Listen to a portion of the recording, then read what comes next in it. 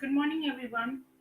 Uh, in our series, Inhumanity in Islam, the next topic is dictatorship and no democracy. So let's find out if Islam is all about dictatorship or not, and whether it has democracy or not.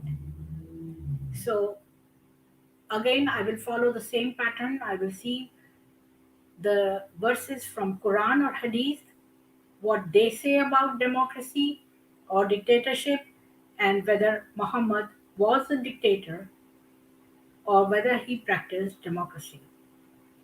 So let's move on, and I will share with you some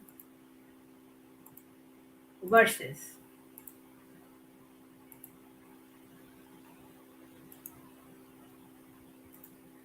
So let's talk about Quran chapter 3, 33, and verse 33, 36. So it says, and it becometh not a believing man or a believing woman when Allah and His Messenger have decided an affair for them, that they should after that claim any say in their affair, and whoso is rebellious to Allah and His Messenger, he verily goeth astray in error manifest. So all it's saying is that when Allah and Muhammad have already decided the affair between a man by a believing becoming, and it becometh not a believing man or a believing woman. So when Allah and Muhammad has already decided an affair between them, then they cannot say have any claim. So whatever Allah is just fictitious. So whatever Muhammad says in name of Allah and in his own name, that is the final thing. After that, they cannot claim between them anything. And if they do, that then they are in error manifest. Now let's see Quran chapter 18 and verse 26. It says, say Allah is best aware how long they tarried. His is the invisible of the heavens and the earth. How clear of sight is he and keen of hearing. They have no protecting friend beside him, and he maketh none to share in his government. So here we see that it is written clearly that he makes none to share in his government. So you think of him as your only friend because he can see clearly and he can hear clearly, and you have no other friend like him, and he does not share anyone in his government. That means there is no democracy. What he says is what you have to follow. It is a dictatorship. Right from this verse, we can make out that he does not share in his government means it's a dictatorship. Let's go to Quran chapter 5 and verse 44.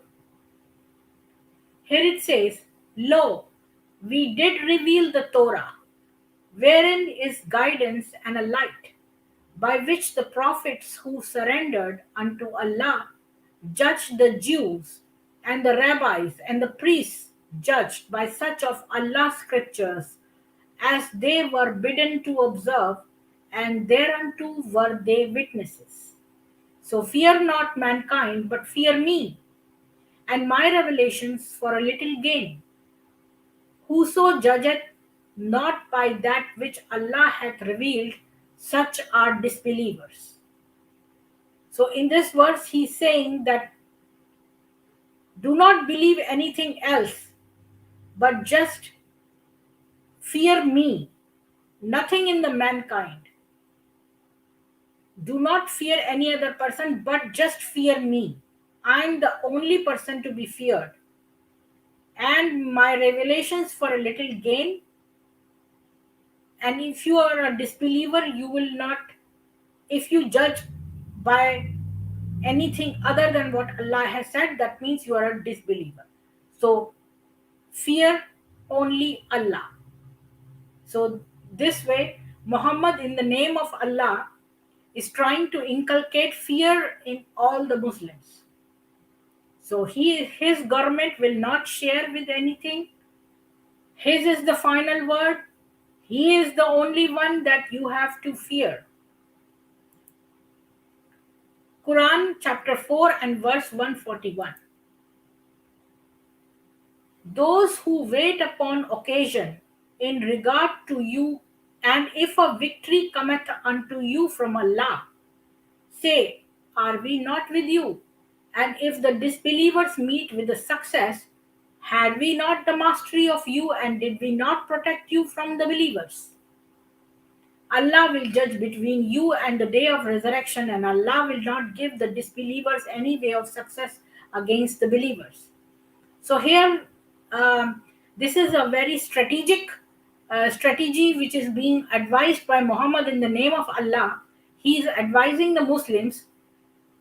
So if victory comes from you, from Allah, then you say that, oh, that are we not with you?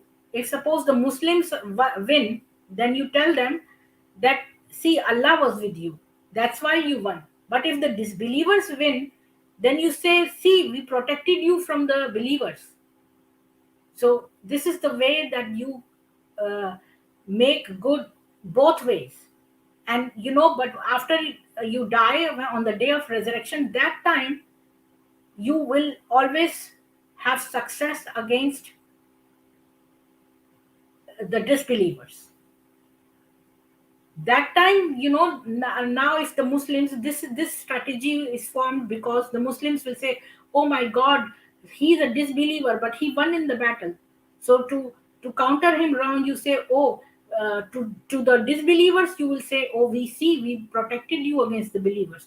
But to the believers you say that, oh, he's been given right now this victory, but later on the day of resurrection you will be the one who will be given victory and not him. And let's see the next verse. Quran 63 chapter and verse 8. It says, they say, surely if we return to Al-Madinah, the mightier will soon drive out the weaker. When might belonged to Allah and His Messenger and to the believers, but the hypocrites know not. So it's saying that if if we return to Medina, that's the mighty people will drive out the weaker. And the might belongs to Allah and His Messenger means Muhammad only and to the believers. But these hypocrites don't know that. So here also he's saying that the mighty will take out the weaker, and the might lies only with Muhammad and Allah. Quran chapter 5 and verse 49 says, so judge between them by that which Allah hath revealed, and follow not their desires, but beware of them lest they seduce thee from some part of that which Allah hath revealed you unto thee. And if they turn away, then know that Allah's will is to smite them for some sin of theirs. Lo, many of mankind are evil livers. So here Muhammad in the name of Allah is saying that follow Allah, and whatever Allah says, you follow that, but don't follow the desires of the disbelievers. And because they will seduce you and they will take you away from what Allah has revealed to you. And if they turn away, suppose they are turning away from Islam, then you say that it is that Allah will smite them from some sin of theirs, that Allah is going to punish them. So many of mankind are evil livers.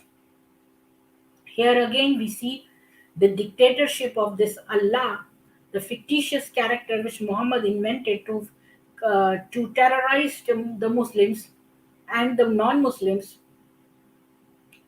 and to convert people. Now see Quran chapter 12 and verse 40.